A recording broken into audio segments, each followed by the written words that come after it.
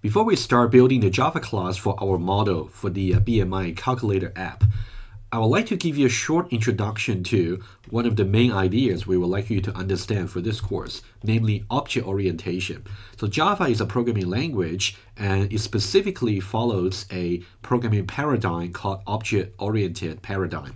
So I would like you to understand object orientation at least to get some intuition so that before we talk about it formally in the lectures, you can at least get a feel about how it works and then you can start developing your object-oriented code in Java. Let's just go through some slides to get some idea. It's completely informal, but I would like you to understand how what's really the essence about object orientation. At the end of this video, you really have to understand what classes are, objects are, attributes, and methods. So these are the things that will be crucial for you to develop your code. Okay, object orientation. So I would like you first of all to understand why we need object orientation. So basically, it's more like a three-phased process for us to really simulate what's really happening in the real world. So I would like you to show you this diagram over here. So this diagram here basically shows three steps over here. So I would like you to go through with you step by step. The first step is we observe how the real world entity behave. Okay, so let's go to the diagram over there and then to see. Okay, the first step over there is called observe. Okay, so observe over here. Okay, so that's the first step over here. Basically, this is observe. So in the real world, we say everything is an entity. For example, a desk, a pencil, a computer monitor, or a trackpad, or a classroom, or a course, or a student, or a professor. So everything that you can name in the real world is an entity. Okay, so entity here is really a word that you should really know, entity. So there are so many entities over there, you don't necessarily would say one entity is of the same nature of the other entity. For example, you wouldn't say a course entity is similar to a classroom entity. They're actually quite different, right? Also, you wouldn't say a desk entity would be similar to a chair entity. Okay, so that means we have to somehow classify entities. Okay, that's really important. Okay, so somehow we have to classify entity. Classify entity based on our observation. So let's say based on our observation in this particular example, we have two classes of entities. So each class means a kind of entities. So over here, the first kind is we have a person called Jim, another person called Jonathan. So these two entities are actually quite similar in their nature. For example, let's say when we talk about person, let's say this is the person for Jim, and this is a person entity for Jonathan.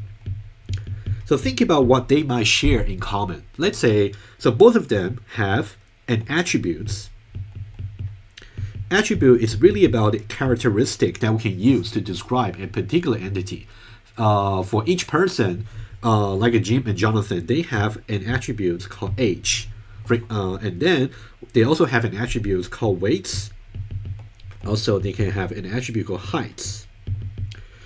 About how many attributes you really want to use to describe a particular class of entities is completely up to you. For example, let's say for our BMI calculator, we simply use two attributes. We actually use three attributes to describe what a person is. We use the name, we use the weight, and we use the height. Okay, so now we can see that every person entity has an age, has a weight, has a height. So attributes are really common for a class of entities. They're really common. Okay, they're really common. Okay, common here is really important. I will just introduce a contrast in just a moment. Okay, they're really common. So now think about for Jim and Jonathan. If in real life, if you talk about Jim and Jonathan, they are two different persons, even though they are both persons, they are the same kind, which means they got age, they got height, they got weights. But do their attribute values necessarily be the same? Okay, that's the questions. So for example, do you think Jim's age will be necessarily the same as Jonathan's age? Not necessarily, right? Because for each person, even though they got age, height, and weight, but their specific values for the attributes might be different. Okay. So for example, let's say the following. Let's say for Jim over here, his age might be maybe 45. And for Jonathan over here, his age might be 55. Even though they have age in common, but the attribute value, one is 45, the other one is 55. So what's really common for each class of entities are their attribute names, like age, weight, and height. But what can be different are the values for the attributes for the specific entities that we talk about. Okay? And then, so here, I'm going to write it down here. So attribute values,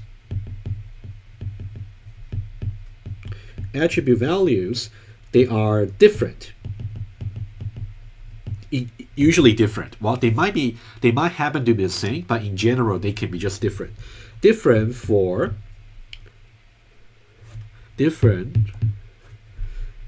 between entities of the same kind. Okay? Now they can be different, but that's attribute value that we talk about. Attribute values, and then they can be different. Okay, we will see more example for illustration, but this is really just about observation. So that's the number one thing. So again, because there are so many entities. So let me just recap this phase. Okay, let me start from scratch. Basically, we talk about entities in the real world. So there are so many entities in the real world. For example, we might have Jim, we have Jonathan, and we have two-dimensional points. For example, let's say for the two-dimensional points, so let's say you have the two-dimensional plane over here. So you may have a point which is 2 and 3. Let's say this is P1. And also we have another point which is -1, -2. Let me just put another one, P2 over here. Let's say it's 4 and 1. Okay, P1 and P2. Okay, so you can see P1, P2, Jim, and Jonathan. So these are all entities, but they are not necessarily the same kind. Jim and Jonathan belong to the same kind of entities, like a persons. And P1 and P2 belong to just another class of entities, like a two-dimensional points. Okay. Now, for every class of entities, you can try to describe each entity using attribute names. So attribute over here. Attribute over here.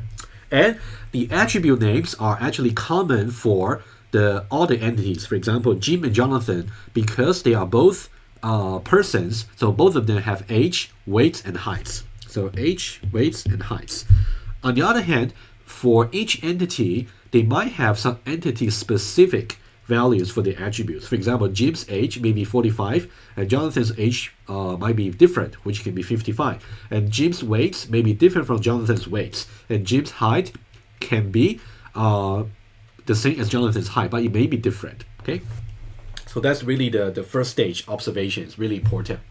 Okay, so that's only about observation, nothing about programming just yet. So once we have observed what's really in the real world, we're going to do it in the second phase, which is called model. Okay, let me just go back to the slides and go over that. Once we observe, we model. We model the common attributes, as I said before, the common attributes and behavior of a set of entities in a single class. So what's really the behavior? The behavior means, given that we got attributes for each entity, those attribute values might change according to some specific behavior. For example, let's say for the person. Okay, again, let's talk about the person example over here. What can be the behavior? We have Jim, we have Jonathan. So these are the two entities in the person kind, in the person class. Okay, so now let's say there is a behavior called get older. For example, I'll put a different color here, get older. Get older. So this is a behavior. So what does it really mean to get older? Get older means we're going to somehow change the values for the attributes of the entities that we are talking about. For example, if I say Jim get older, that means he will go from 45 up to 46. If I say Jonathan get older, now he will get older by going from 55 into 56 in terms of age. Okay, that's a behavior. So both Jim and Jonathan, they can get old. That's the same behavior by adding 1 to their age. However, the consequence of getting old might be different depending on which entity you're talking about. Okay, let me write it down for you. So now let's just also get used to the dot notation.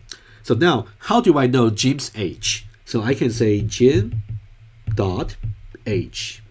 So the dot notation here, you can think of the dot as a way for us to get information from entity. So over here, Jim is the entity. I'll just write a few more and then I will try to introduce the term. And also you can say Jonathan dot age. And then we say Jim dot get old. And also Jonathan dot get old. Okay, continue into here. And then we say again, what's Jim's age? Jim dot age. And then Jonathan dot age. Okay, over here, let's highlight the relevant part.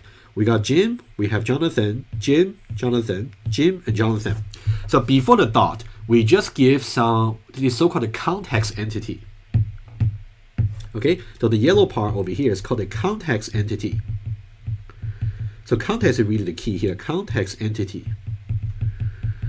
That means I want to know the age of some person entity, but who is the person entity I would like to know the age about? In this case, Jim, in this case. And I also want to know the age for Jonathan. So that's why I put a dot notation here. Okay, so this is the context over here. This is the information I would like to retrieve. Okay, Jim.age and Jonathan.age. You can see the age over here are the same because we say that every entity of the same kind share the same attribute. However, the values might be different. In this case, Jim.age will be just 45. And Jonathan.age will just be 55, as we said before, 55 and 45.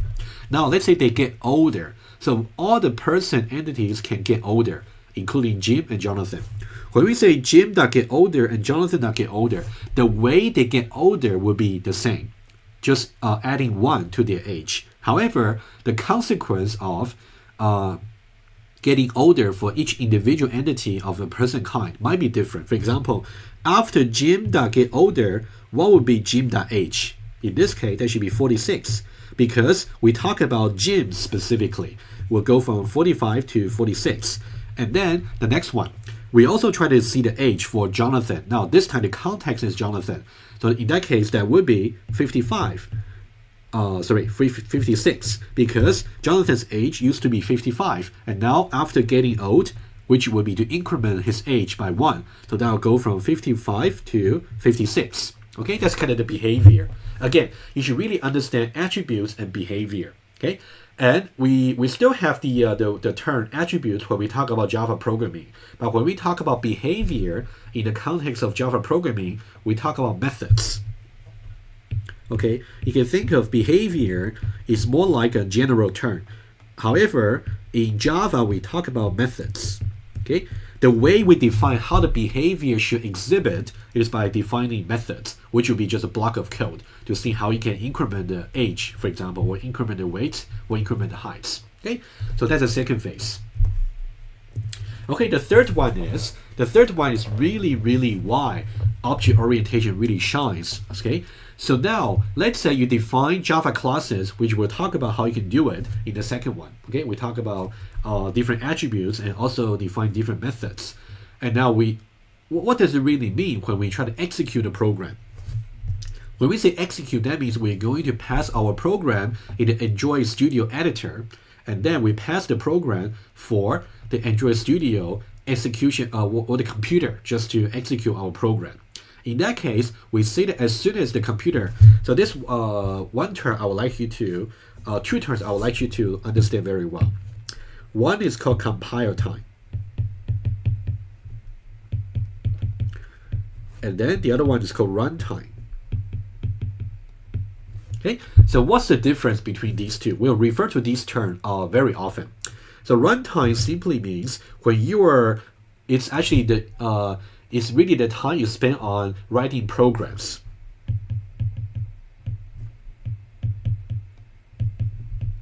On writing programs on editor. And the editor over here, for example, it can be your Android Studio, right? Okay, so we say that when you are actually developing your Java program, you are actually at a compile time, which means you haven't really run, you haven't really executed your program just yet. Okay. Okay, that's the compile time. Okay, compile time, there might be two consequences. Okay, either you have some errors or no errors. Either with errors or without any errors. In the case where you have errors, then you're in trouble, because that means the computer noticed that you got some syntax or logical errors. Oh, sorry, you got either syntax or some, we'll talk about type errors. Okay, we'll talk about all these terms later in the course. It can be either syntax or it can be type errors. Let me give you a quick example. What can be a syntax error? For example, you write a print statement over here, but you forgot about the semicolon. That can be a syntax error. What can be a type error? If you're trying to manipulate values in some inconsistent way. For example, if you say, I want to have York multiplied by 4. Okay, you can see this one doesn't make sense because you're trying to manipulate the values in some nonsensical way. How can you do multiplication between number and a string? That's not possible. So that's a typing error. Okay, so syntax error and type errors are basically the sources of error at the compile time. If your program has any compile time errors, that means you cannot execute your program. Okay. Now, in the case where there's no errors, then you can move on to the runtime to say, now I want to launch my app, or now I want to run the tester to actually see what's the effects. And at the runtime, and then we're going to just execute the program. That means execute the program by computer and see the programming effects.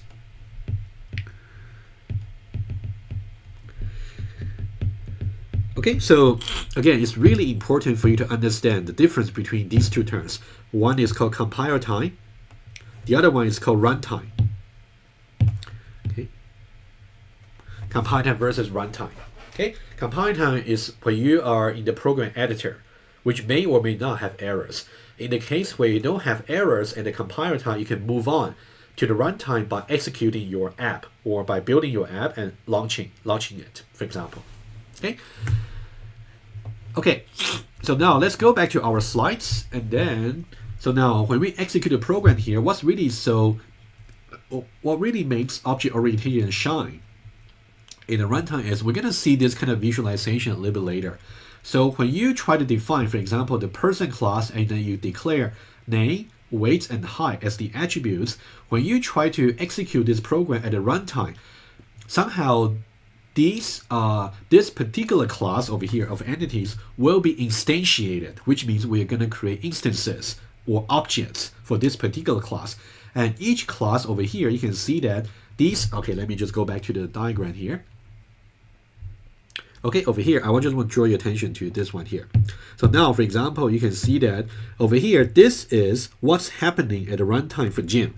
So basically, we have a person objects, person instance, and then we have name, weights, and height. So these are the attributes with the value Jim, 80, and 1.80, whatever value it is. And then we also got Jonathan, and also just another person objects, and then with the name, the same attributes, and different attribute values. Okay, the same attribute names, but different attribute values. So now, you can see that over here, this particular person runtime objects over here correspond to what we just observed in the first phase. Okay, so that's something I would like to draw as a conclusion. Okay, so you can see the runtime instances correspond to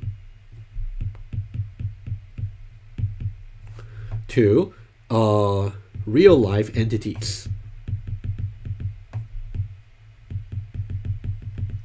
Okay, you see that this particular instance or object at the runtime that we program from Java correspond to what we observe in the real life as Jim of a particular person. Also, you can see over here, this person over here, let me use a different color.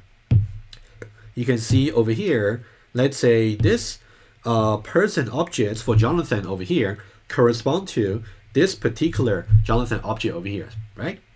Okay, so they correspond to each other.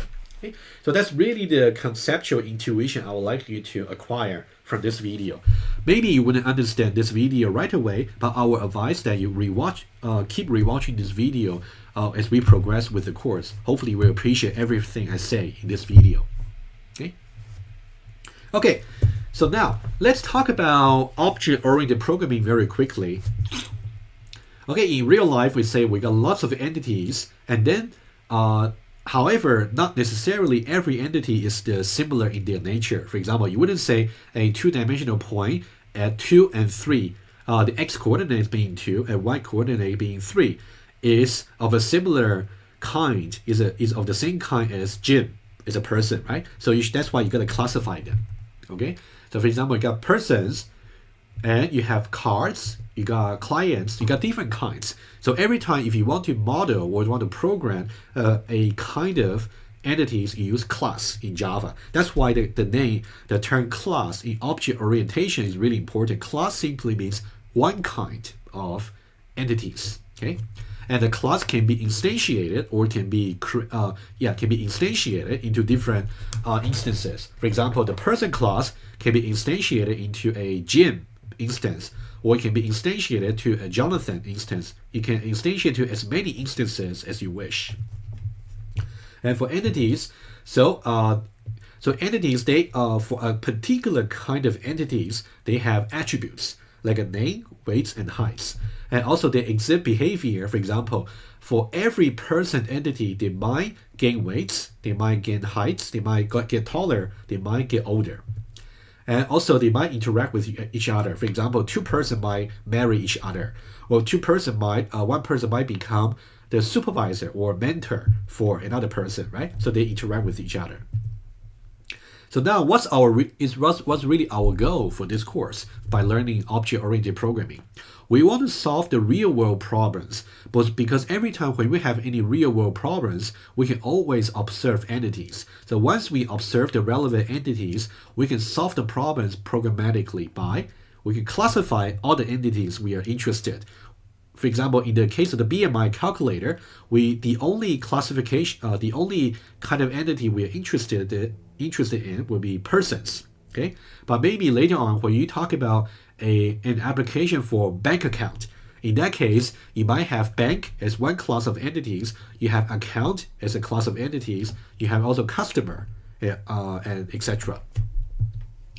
And also entities in the same class, entities of the same kind, they share common attributes and behavior. Okay, so the attribute names will be the same, but the values for attributes might be different among the entities. And the behavior, the definition for the behavior will be the same. For example, how does a person grow older? Add 1 to their age. How does a person grow heavier on their weights? Why add some weights to it? So the behavior, the definition for the behavior will be the same. However, the consequence of applying the behavior to some entity might be different. For example, Jim getting older might be different from Jonathan getting older. Okay, and then you can manipulate these entities. We'll see how you can manipulate entities programmatically later. Okay, so now basically this is the some description for some real-world problems. So we can say a person is a being, such as a human, that has a certain attributes and behavior constituting personhood. Okay, a person ages and grows on their heights and weights. Okay, so now based on this description here, you have to somehow to realize what's the entity we are interested in. In this case, a person. Okay, and then so what kind of attributes does a person have? So usually for class and attributes, look for the relevant nouns, and for methods or for behavior, look for verbs. In this case, you can see a person ages, so there's a verb. So that means get older, and also grows on their heights and weights, grows on their heights and grows on their weights. So these are the behavior. And then we also have the also the attributes, which can be that's something we'll see. Okay, so now we have a template. Basically, you can think about a class is simply a template, and for person, that's going to define all the common attributes among the entities. So the attributes over here, age, weights, and heights. Also, we can also define the common behavior. How does a person get older? How does a person get weight? The same way. However, applying the same behavior but to different context entities, you might have different consequences. Okay. For example, if you say Jim that get older versus Jonathan that get older, as we described before, right? So we said that it's going to be different over here. Okay. Remember, we say Jim that get older over here versus Jonathan that get older. It might be different because the context we talk about are different. Okay, so now, so let's talk about persons again. So person, they share some common attributes and behavior. So now each person has a weight, as in age, weight, and height. And also, however, the values will be distinct. Okay, we have emphasized that quite many times already. Okay, and then for example, you say, so Jim has an age. Okay, let's compare side by side. Jim and Jonathan. So these are two instances of the person template. Okay, so these are two entities of the same kind. So both of them have some age. In the case of Jim, it's 50. In the case of Jonathan, it's 65. And both of them have some measure for their heights. In the case of Jim, it's 1.8 meters. In the case of Jonathan, it's 1.73. So you can see both of them have the heights, but the values for the specific entities might be different. And also, one is 80 kilograms, the other one is 90 kilograms. Okay, so you can see that it's quite intuitive. It just matches to real world phenomenon. And then, so each person, depending on their specific values of their attributes, for example, let's say this. For Jim, because his age is 50 years old, when he gets older, he becomes 51. Okay, but for Jonathan, because Jonathan's age is 65, now if you say 65, get older plus 1 as well, that'll be 66. So the way these two entities get older is the same. Just add 1 to their current age. However, the current age for different entities might just be different. For example, 50 and 65. That's why I got 51 and 66. The consequence is simply different. Okay, what about BMI? Similar idea. Because we know that each person has their weights and heights. Each person does. So now in the case of Jim, we'll simply use his height and weights to calculate. That'll be 80 divided by 1.8 squared. Okay. On the other hand, for Jonathan, because he also got weight and height, but the values for weight and height for him will be different. So that's why you apply the same formula. Okay. You can see, let's compare this formula here and this formula here. They're basically this two different instantiations of the same formula, being weight divided by the square of height. But now in the case of Jim, we're going to apply weight being 80 and height being 1.8. But for the case of Jonathan, we're going to apply weight being 90 and height being 1.73. Okay, so now that's about a person. If that's about a person example, let's do another example very quickly about the two-dimensional points. Okay, so now points on a two-dimensional plane are identified by their assigned distances from the x and y axes, x coordinates and y coordinates. Now you can sort of get a feel. Since we talk about the points, this can be a kind of entities. And then for each point entity, they can be identified by their x and y coordinates. So we got two attributes, x and y. A point may move arbitrarily towards any direction on the plane. It may move up, down, left, and right. So these are the possible behavior. So given 2 points, we can also know the distance between them. For example, over here, you can see we got P1 and P2 over here. So we may want to know what's the distance between P1 and P2 over here, right? between 2, 3, and 4, 1. Okay, so this is just another behavior. So now we can define a template which will characterize all the two-dimensional points. So what will be the common attributes and behavior? The common attribute can be the x and y. So these are identified by the nouns. You can x and y axis. And then they also got common behavior. How do they move up? If you want to define the way you move up, okay, let's do a very simple illustration first of all. Okay, so now let's say we have two-dimensional entities. To really classify them, we have a template called point. Okay, over there we have attributes which will be x coordinates and y coordinates. So these are the common attributes. Everything common, I'll just say in this color over here, x and y. And then I'm going to use a different color for the instance specific values. Okay, and now what about for behavior? It can be, for example, move up, and it can be move left. How would you define to move up for a particular point on the two-dimensional plane? To move up, you can say increments the y coordinates, and move left will be decrements the x coordinates. Okay, let's see some example. Let's say we have two instances. Okay, so let's say we got P1 over here, and then we got P2 over here. Let's say P1 is 2 and 3. P2 is 1 and 4. Okay, so now you can see that we have two different instances. Okay, we got P1 over here and P2. Both of them have x and y. So x and y are the common attributes, but the values might be different, right? So let's use red over here. For P1, the x is 2. For P2, the x is not necessarily the same. It can be different. It can be the same. In this case, different, 1. And for P1, the y value is 3. And for P2, the y value is 4. You can see both of them have the same. Both of them have the same attributes, x and y. However, their instance-specific values might be different. It can be 2 versus 1, or it can be 3 versus 4. Okay? So now, what about when we talk about behavior? When we talk about behavior over here, again, let's say we have P1.x and P1.y, P2.x and P2.y. Okay, let's say we have that, and we already know what they are. It's 2,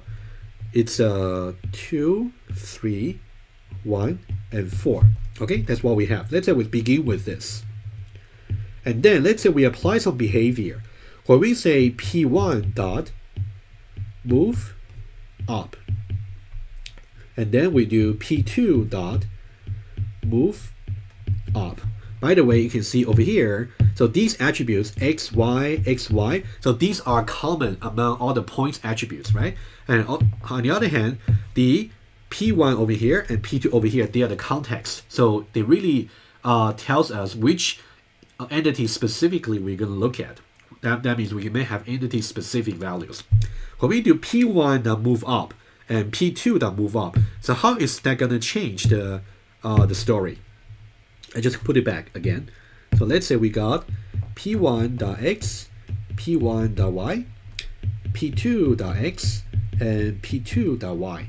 Okay, that's what we have over here. Okay, we know that according to the definition for move up, we know that for every point, if you say a point is going to move up, we're going to increment its y value. So the way they move up is all the same. Okay, there's no difference about how they move up. But what's going to be the consequence? The consequence can be different. Okay, so now let's see specifically. So now over here we say we have move up and move up. We are going to apply the same definition about moving up to P1 and P2. However, P1 and P2, they are different context objects or different context entities. When you say P1 dot move up, basically you're going to have the following. So P1, we're going to increment y. P1 dot y used to be 3. So now when you say P1 dot move up, P1 dot y should increment to 4. And then P1 dot P, what about P2? So P2 dot move up, P2 dot y is going to increment from 4 to 5. Okay? And then what about the x value? They should stay the same because move up doesn't change the x. Okay? They stay the same. So 2 and then 1. So what does this really mean diagrammatically? So now you can see the new position for P1 is now going to change. Okay? So let me just, so P1 and then P2. And then we also talk about the x and y, x and y, x and y. Okay? So now what's going to be, what does this mean? When you say P1 dot move up, P1 used to be over here, P2 used to be here, let's say. So now P1's new position is 2 and 4. So that means slightly above. Okay? That's 2 and 4. Versus, so now P2 is 1 and 5. So 1 and 5 over here. So that makes sense because to go from here to here, here to here, that's after P1. That's after P1 dot move up.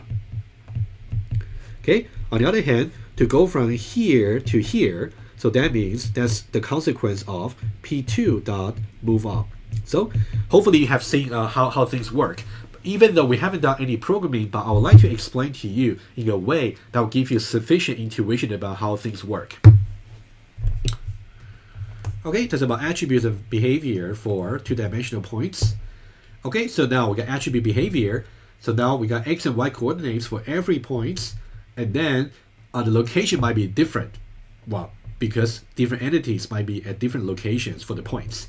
And then one is 3, 4, the other one is -4, -3. And then specific values, now they might exhibit distinct behavior. That means even though you're trying to apply the same behavior to, let's say you're trying to apply the same behavior like a move up, okay, over here. So we talk about move up over here. The same behavior over here, when you apply the same behavior but to different entities, either to P1 or P2, you might have different behaviors, okay? You might have different consequences. So now, for example, let's say you see a different example. You got 3 and 4 over here. If you move up, you get to 3 and 5. Just increment 4 to 5. On the other hand, if you got -4, -3, and apply the same behavior by moving up 1 units, you go from -3 plus 1 to -2. Okay? You can see this, the definition for the behavior is the same, incrementing the y value by 1, but the consequence of the new location for the points will be different. Okay, what about to calculate distances? Let's say if you got P1 over here, the distance from P1 to the origin, which has a location 0, 0, that will be applying the square root of the sum of the two squares, right? So that's this formula you should be familiar with. So now, to see the distance from P1 to the origin, we apply the formula with 3 and 5. And for calculated distance from P2 from the origin, we apply the same formula but with different x and y values, right? You can see the same definition of the behavior, but the values or the consequence you get might be different because the instance specific values will make it different, okay, in general. Okay, so now let's recap what we have said so far. We have seen two examples. One is the person, the other one is the points. But let's now try to recap very quickly. So a template, or in Java term, a class, defines what's really shared, what's really common by a relevant set of entities. For example, a template can be a person can be a template, and points can be a template. They are different. So each template have common attributes. For example, you can see for the person template, you got age, weight, and height. For the point template, you got x and y. And then common behavior, which means a definition for the behavior. For example, in the person template or the person class, the way you get older is by incrementing the age by 1. And for the point class, the way you move up is by incrementing the value of y by 1. Okay? And each template may be instantiated into multiple instances. For example, for the person, we got two instances, Jim and Jonathan. They are the instances of person. The way you instantiate a particular template is by giving instance-specific values for the attributes. For example, for Jim, the way we instantiate Jim is by assigning the values for the weights, name, and height. And similarly for Jonathan.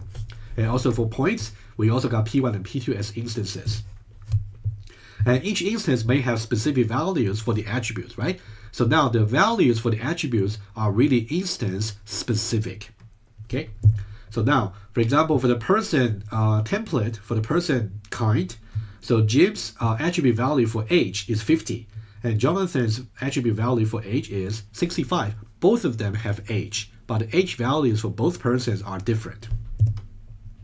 Also, each point entity has x and y, but their x and y values might be different. For example, p1.x will be 3, and p2.x is different, -3, and p1.y will be 4, and p2.y will be -4, which is also different, right? So now, that's why when you are trying to apply the behavior is going to give you different consequences. For example, if you want to get, let's say if you say Jim get older, in that case, Jim is going to go from 50 years old and plus 1. So that'll be go from 50 to 51. Okay, the definition for getting older is by adding 1 to the age. And now, for a different context entity, Jonathan. So when you say Jonathan get older, you will go from 65 over here, adding 1. So that will become 66. Okay, similarly, also when you talk about the point templates, and because the way you define the moving up behavior is by adding 1 to the y value. Now, when you say p1.move up, it will go from 3, 3 over here. You can see location.